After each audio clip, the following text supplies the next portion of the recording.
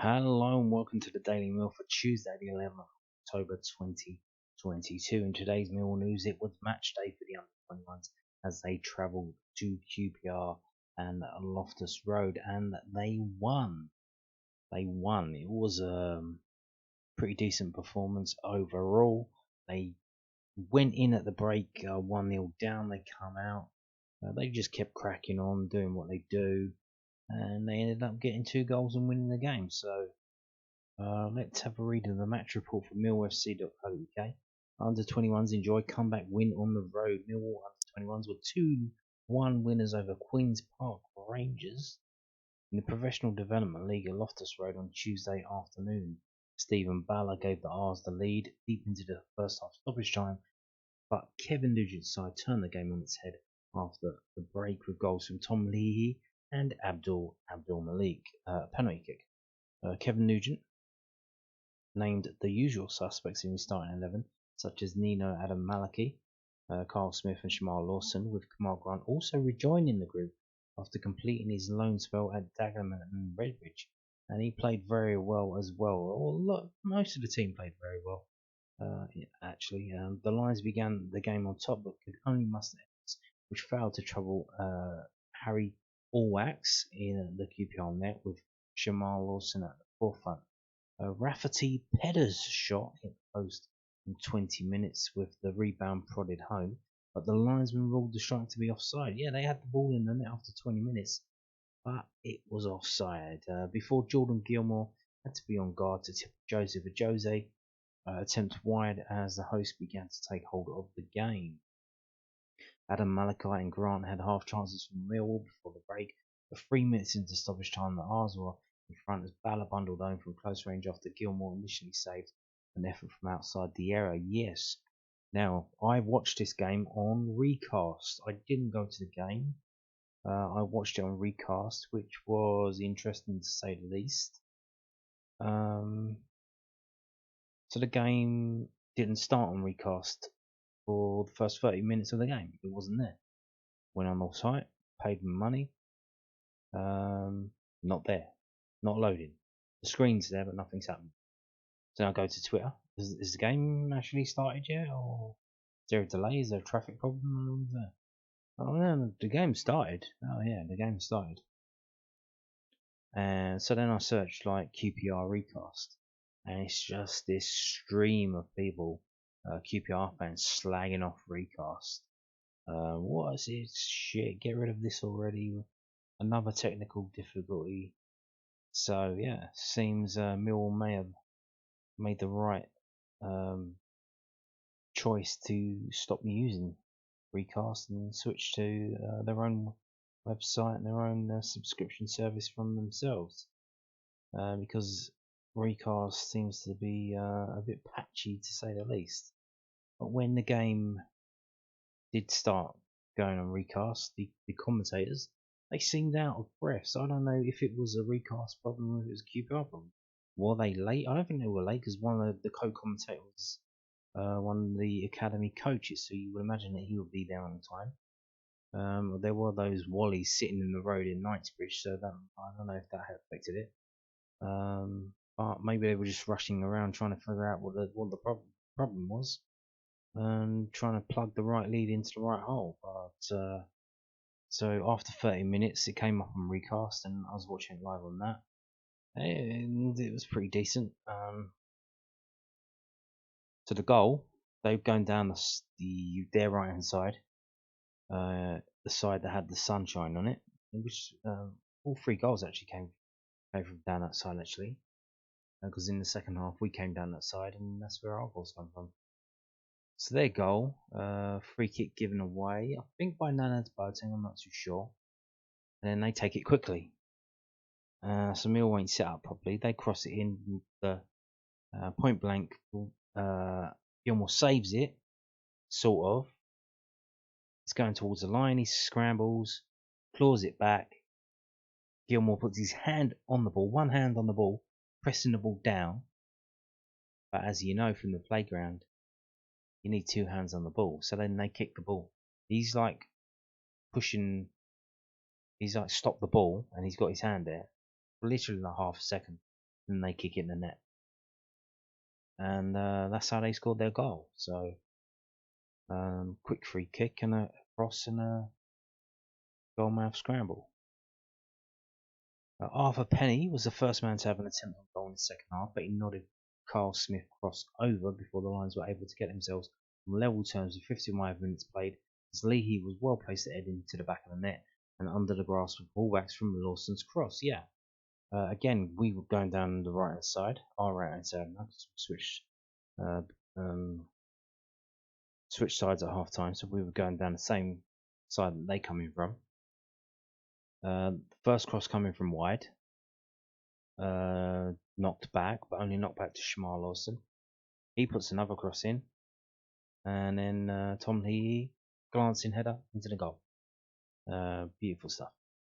The intensity of Millwall was certainly higher after the break, and on 57 minutes it could have been 2-1, but if not for the hosts throwing bodies on the line, a host of Lions could have scored, including Alfie Allen, who saw his shot blocked. However, 6 minutes later, the ball was in the net as Millwall in front. George Walker was hauled down inside the penalty area, allowing referee Mr. Wager to point to the spot. Abdul Malik stepped up and calmly sent the goalkeeper the wrong way to score. Yeah, again, George Walker going down that right hand side. Makes his way into the area, ready to cross it, and they bring him down, and then, oh, that's the penalty. Then Abdul Malik steps up and sends the keeper the wrong way. So, good stuff. Grant and Leahy had further chances to have the advantage, but the final whistle blew with the Lions back to winning ways in the Professional Development League. And the team for Millwall was Gilmore, Walker, Adam Malaki, Smith, Arthur Penny, Grant, Allen, Lawson, Leahy, Abdul Malik, Boateng. Drozd came on for Abdul Malik in the 77th minute, and Hearn came on for Boateng in the 89th minute. The unused subs were Albie, Penny, Coleman, and Essay. So interesting. Now I wonder if Penny is that a mistake, or is that Penny? Albie it's Albie Penny. So we've got Arthur Penny, we've got Albie Penny. I wonder if they're related. Probably. So yeah, there you go. And there's the match information there. So yeah, 2-1 win away from home for Millwall. Fantastic stuff. And what that does is keeps the pressure on Bristol City at the top of the league in the Professional Development League Group South. And we are 25 points in second place. With a record of 8 wins, 1 draw, and 1 loss, scoring 29 goals and conceding 10. And our loss was away at Reading after they decided to play 4 first team players, including former England international Andy Carroll. So, what can you do when teams decide to play silly games like that? Not much you can do. So, as I said before, the top 2 go through to the end of the season tournament. It's not necessary for us to win this league in terms of winning the prize at the end of the season. That's not winning this league, that's winning the trophy, which is we would play the second team in South would play the first team in North, which at this moment is Sheffield, and you can see the results there from the if you look at the points garnered from those teams in the North. The Northern section is very weak this year, very weak. What happens is, so Millwall would play each team in the Southern section twice, home and away, but they would play the Northern teams once, randomly either home or away. So what's happening is when the Southern teams play the Northern teams, they're winning a lot of those games, which is why the Southern teams have more points than the Northern teams, which suggests that there is a very definite difference in quality there, and that should bode well for us, which you would think we should get through to that end of season tournament. Currently have a massive lead of 8 points on Charlton, who are in third, and I believe we are nearly halfway through the season. Maybe, but not quite. So the next game is Ipswich Town at home, but at present that is due to take place at the training ground, not at the Den. So that is one we probably can't attend. So moving on to post-match comments from Paul Robinson, the ex-Millwall Paul Robinson, who is the assistant manager for the under-21s. Paul Robinson was pleased with how his Millwall under-21 side performed in Tuesday's 2-1 victory over the Queen's Park Rangers in the Professional Development League. The Lions went 1-0 down deep into first half stoppage time. Turned the game on its head after a break courtesy of goals from Tom Lee and an Abdul Malik penalty kick. The result means that the under-21s have now won 8 of their opening 10 matches of the season, drawing 1 and losing 1. We felt we played reasonably well in the first half and were disappointed to be behind, Rob told millwallfc.co.uk. Nuji told them to keep going to do the right things in the second half, and those opportunities will come. I thought it was a really good and hard-fought victory today.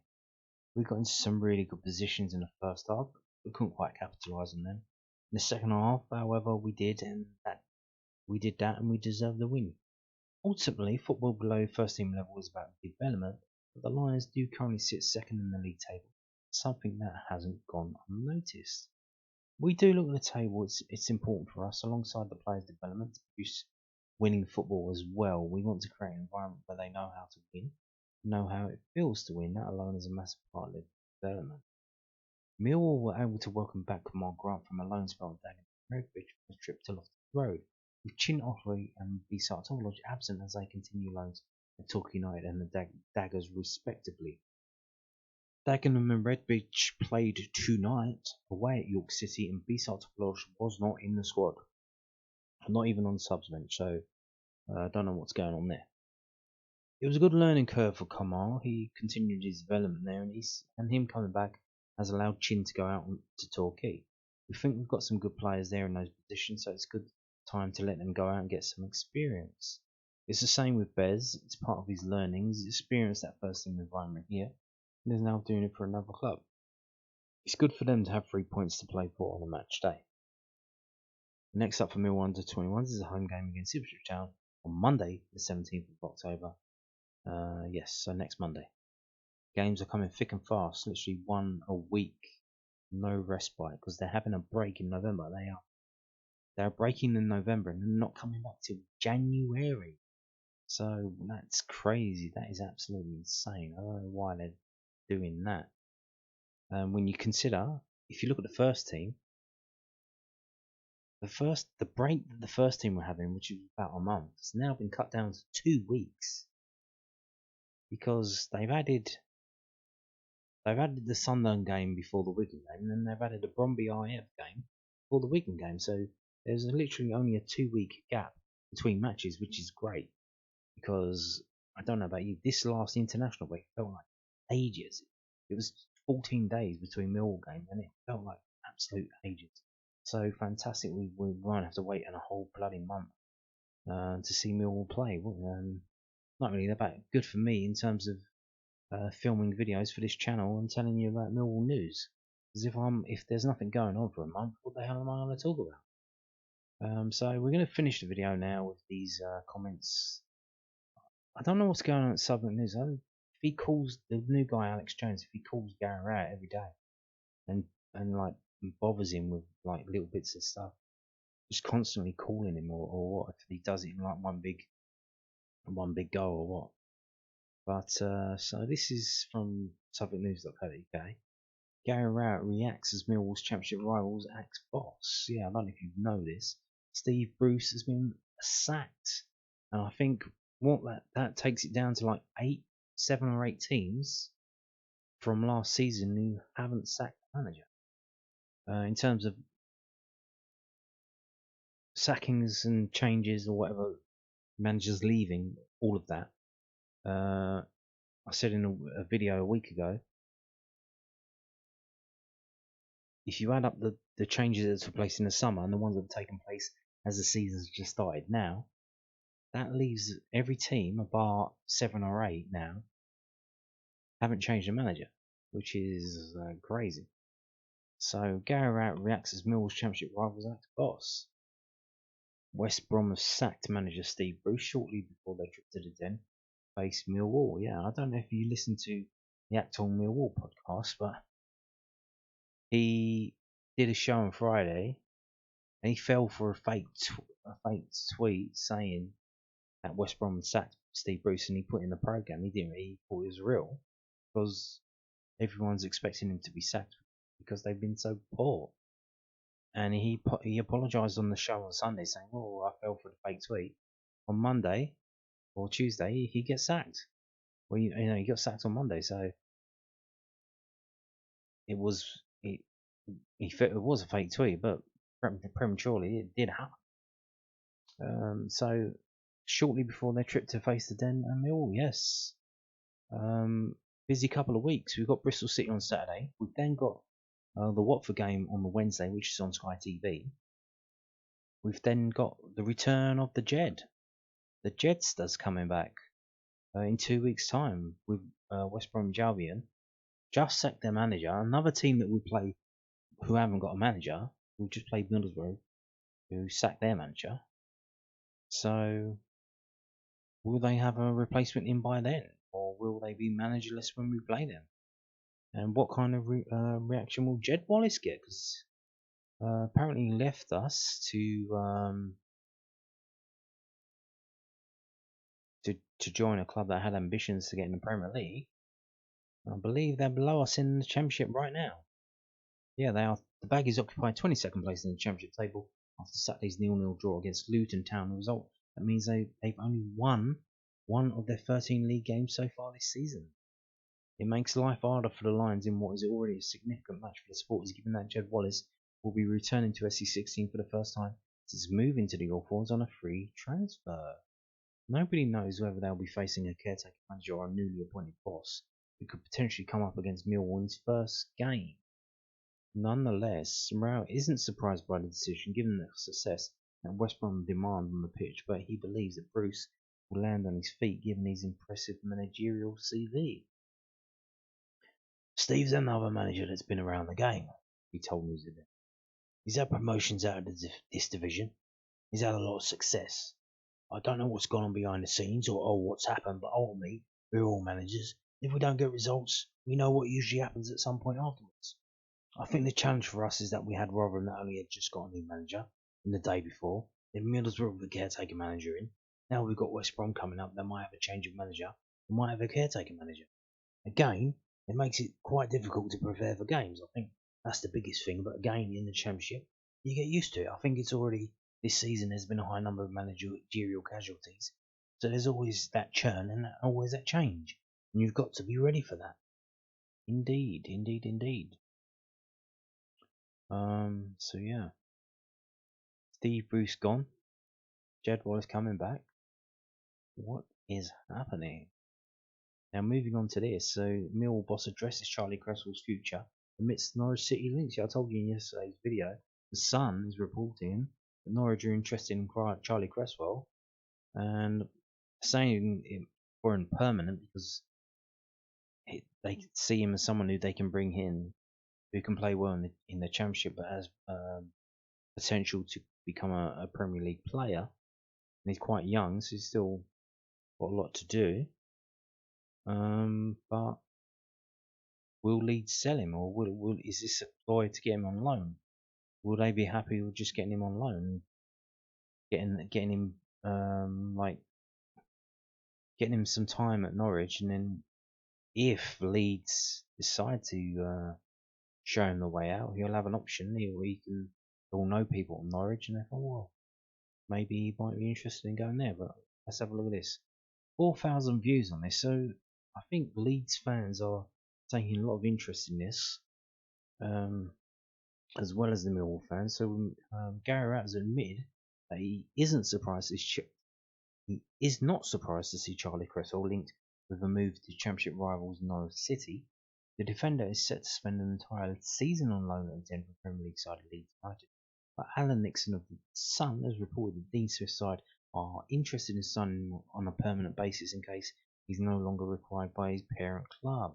Rowett previously addressed rumours that the 20-year-old could be recalled by Jesse Marsh, explaining that he expected him to remain in South Bermondsey for the duration of the season. However, given his impressive goal-scoring form for the line so far, he isn't shocked to hear that the Canaries are keen on bringing him to Carrow Road. It's not a surprise. It's not a surprise. He's been really, really good, the Millwall boss told me. For a first loan to come into a difficult division where we've probably not been at our best in that period, he's done really, really well. Here's another one that, because of the formation change, I had to make a decision on which two centre halves I choose. One was my captain, one was my vice captain. It's very, very difficult. Again, there'll be an opportunity at some point for Charlie to come back into the side, and he's got to be ready to stay in when it does. All the external stories and whatever, I'm not surprised. He's a really good player and one with a lot of potential. I can't control all those things. All I can do is try and pick the team that I think is going to win the game, and then try and give the players that are not in the side an opportunity to try and stake their place.